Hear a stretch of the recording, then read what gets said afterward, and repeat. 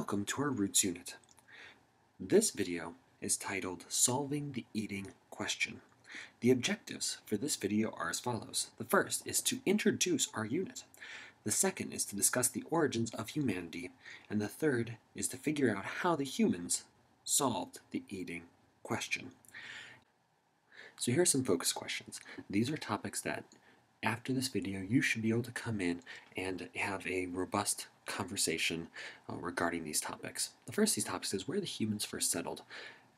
I want you to develop thoughts as we go through this lecture about what influence where it is that they first lived. The second topic I want you to focus on, and this is the really big one, I want you to pay attention to what differences in the lifestyle of these people there would have been between when people were living as hunters and gatherers and when they developed agriculture or farming. Pay attention to your thoughts on their living conditions, how their day-to-day lives might have been different, the role of men and how it changed from a hunting-gathering society to living and working on a farm, and also the role of women and how the role of women would have changed and evolved from living in a hunter-gatherer society to living on a farm. So with these thoughts in mind, let's begin. We're going to begin the story of humanity with the beginning of humanity. Around 50,000 BC, archaeologists believe they found evidence of the first human beings to be located in the central region of Africa, more particularly near the Kenya Lake Victoria region. They traced up the Nile River and expanded over into the Middle East and eventually up into Europe. There was also during this time period an expansion out into the rest of northern Africa. The next 5,000 years saw a big migration down to the southern tip of Africa and all the way over through India into China and as far as the outer skirts of Korea and the ocean. During this time, you see the invention of fishing hooks and small boats and sewing and some base primary level sophistication. The next 5,000 years sees one of the biggest human achievements that no one today really knows or thinks much about, and that is the expansion of humanity out to Australia. Now, archaeologists believe that during this time there was an ice age, so a lot of that was covered over by ice, but still it required the development of watercraft that would allow for people to be able to sail past the shoreline out into the open sea, and this was a really huge step. This next chunk of time saw humans expand into the colder regions of the world. This means that they developed a sewing and weaving craft to be able to develop clothes and tents that were warm enough to be able to keep them alive during the really cold parts of the year. So for 8,000 years, humanity existed in this Africa, Europe, Asia part of the world. Around 12,000 BC, humanity crossed over the Bering Strait over into Alaska. Many believe that the Bering Strait was frozen over that allowed people to be able to walk. Over the next 1,000 years saw the most rapid expansion in human history, and that is humans going from the upper parts of Alaska all the way down through the tip of South America. Never before in the history of the world has so much land been explored in such a short period of time, or at least in terms of the initial exploration of the world. Over the next couple thousand years, you see humanity filling out the different spaces, the inhabitation of islands, of which Madagascar was the last of the islands to be inhabited, expanding out into Florida, out into what we now know as Brazil, up into Maine, and filling out the last of the livable regions of the world. So that now that we've seen how humanity expanded from being in the central part of Africa to covering the entire planet, of which, by the way, we are one of only very few species to have gone everywhere in the planet. Actually, we're the only species that has gone everywhere on the planet. We're now going to take a look at the most important question in human history. This most important question is, where is my next meal coming from? This single question impacts all of life's choices. We take for granted this question. We know where our next meal is coming from for the most part. This is what has allowed us to build such an advanced society. The moment that this question gets answered by, I don't know, all of these great fanciful things that we have developed will fall apart. Now, the first answer to this question was hunting and gathering. This is people who obtain their food by picking native edible plants, and by edible I mean food that humans can eat, and by hunting and herding animals. These people lived a very mobile existence, and they were perpetually on the move, looking for their next food source. That the moment that the food where they were living ran out, meant that it was time to pick up, pack up, and move on to the next destination. So their life meant that they were perpetually on the move and never really settled down. And the picture in the upper right hand corner is a picture of the tent structure of a modern day, what we call nomadic people, hunters and gatherers that are constantly on the move following their food source. These groups typically live in bands, maybe 10 to 15 family members, especially early on. This would consist mainly of just family, because as many mouths as you have is as many mouths as you were going to feed. They kept only what they were able to carry. You don't see these hunter-gatherer groups with large amounts of stuff. They have their tents, they have their clothing, they have their weapons. Anything else above and beyond that is just something else that they have to carry. So unless it has a use, they leave it behind and they move on. And in these societies, everyone, for the most part, is equal. I mean, obviously, you have your chief or some person who serves as a leader, but the women play an important role in the gathering of the fruits and vegetables and in the weaving. The men play an important role in the hunting of animals and in the protection of the tribe from neighboring tribes. Everyone had a role, everyone was viewed with a certain level of equality. On the downside, there were short lifespans. On average, if you were to live to be 35 years old, that was considered to be old. So if you think about that, if you were 13 years old, you would already be 1/3 of the way through your life. Now, in terms of birth rate, you would have one birth every 3 to 5 years. This is because with always being on the move, it would be difficult to take care of more than one baby at a time. There would even be stories in modern nomadic tribes of a mother who would get pregnant along the way, but would then kill the new baby if the older baby was unable to walk. So typically, every 3 to 5 years, these kids would be spaced out, which led to a very slow birth rate, and also meant that these tribes never got to be very big. Up until 8500 BC, this was humanity's only option. They didn't know how to grow things, how to settle down. All they knew was, I need to eat and I need to find my next food source.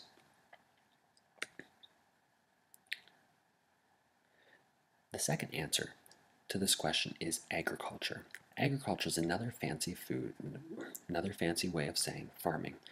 They would obtain food by planting seeds into the ground and then harvesting the crops. The picture in the middle is an ancient carving of early people and their efforts to farm.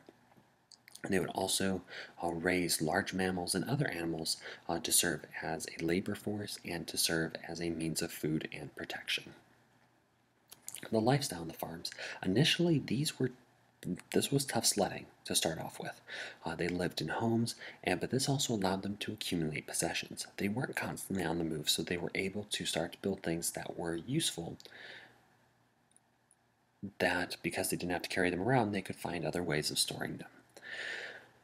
But on the same token, with the accumulation of possessions, there started to be a rich and a poor, the haves and the have-nots, those who were successful and those who were not successful. Thus, there was the beginning of an unequal society.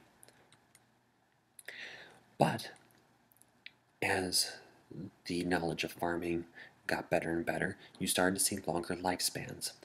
People started to live into their 40s and into their 50s.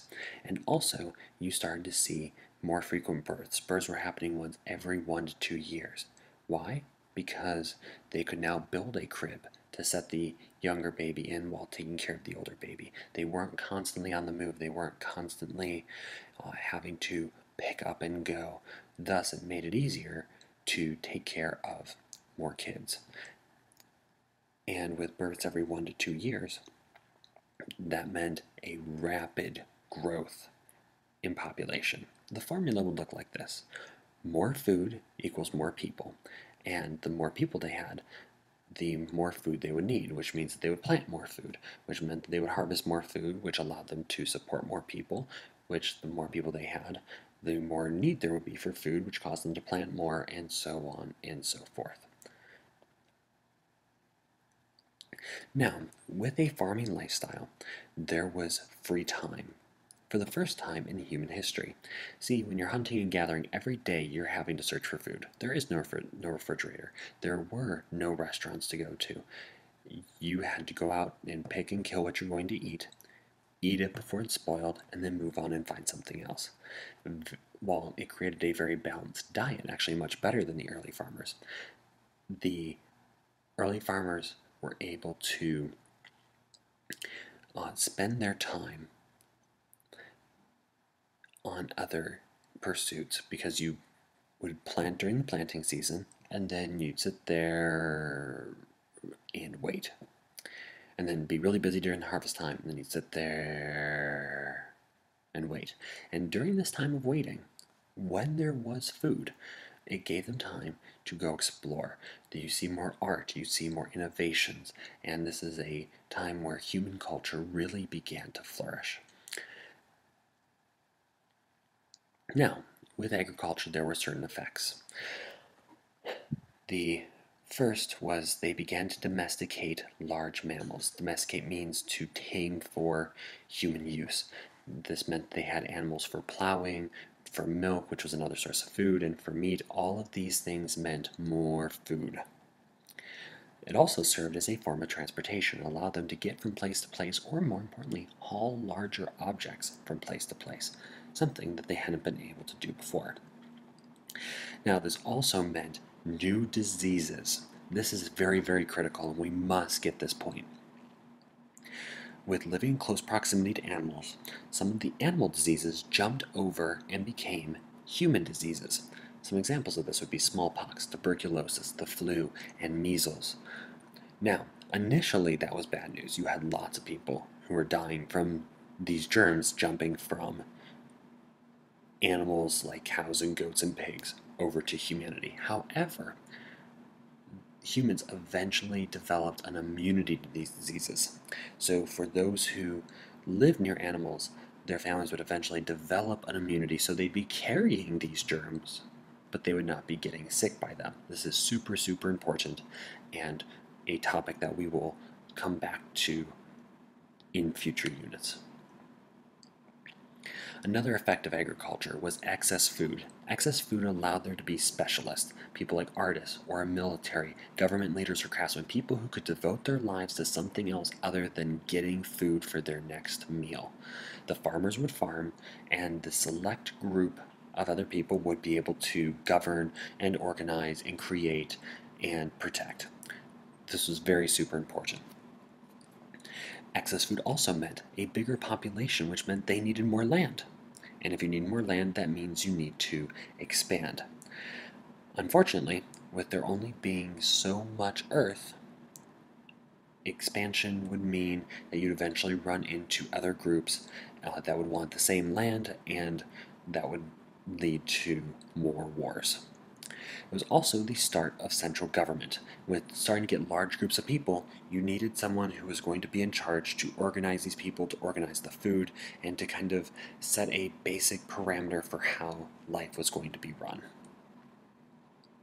So how then did they go from a hunting-gathering society to agriculture? It wasn't like one day they dropped the seed into the ground and went, Eureka! We now have food. Let's settle down. It was a bit more of a slow progression than that. It all started off with eating and pooping. You see, with fruit, especially with fruit, the seeds do not get digested in your body.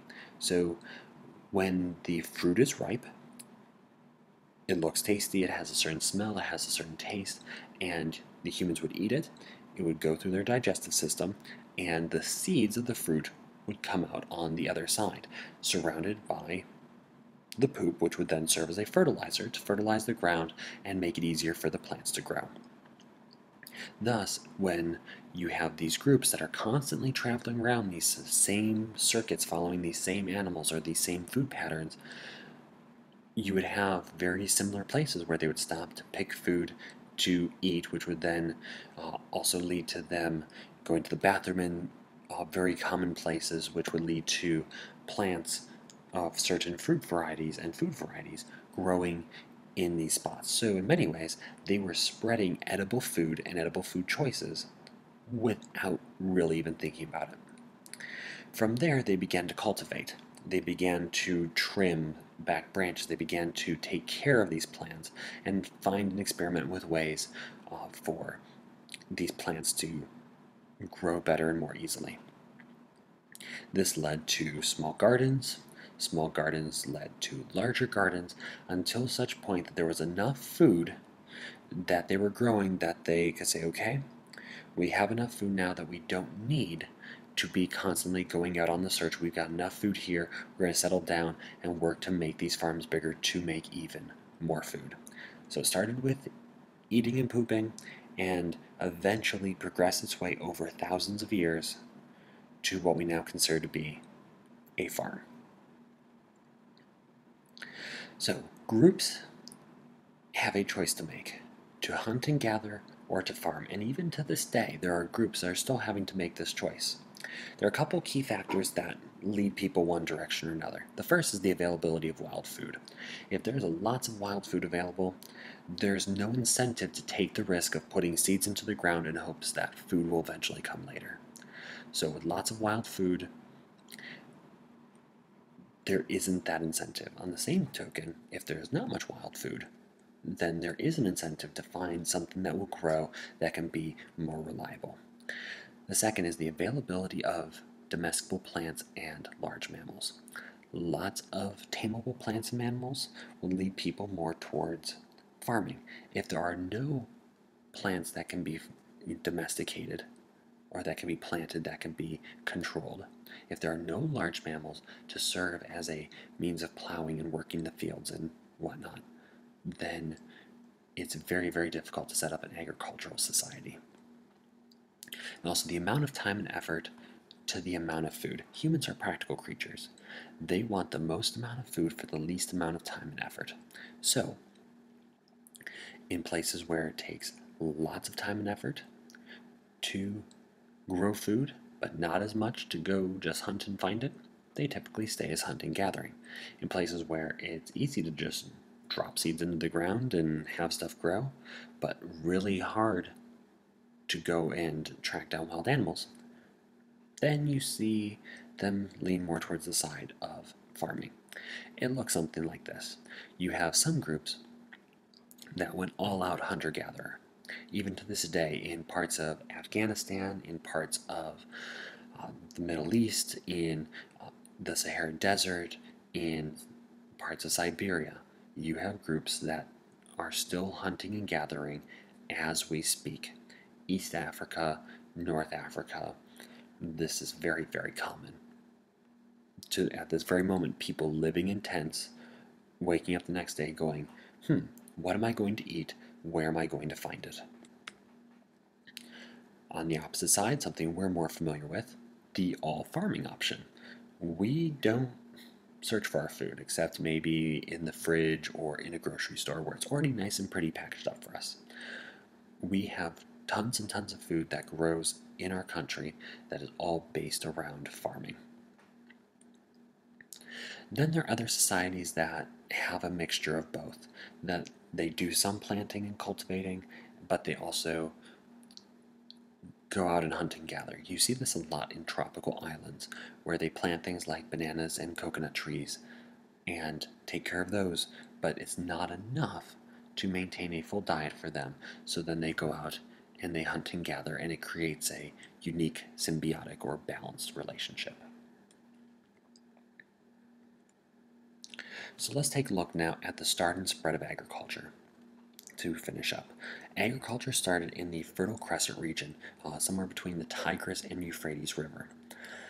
This area has 18 different domesticable plants, has a whole bunch of domesticable large mammals, and while in relatively arid climate, the flooding of these two rivers plus the certain plants and animals made it a nice little test lab area that allowed for agriculture to start. We next see agriculture pop up in China. You see a more rice-based diet as opposed to the wheat-based diet in the Fertile Crescent. And the Chinese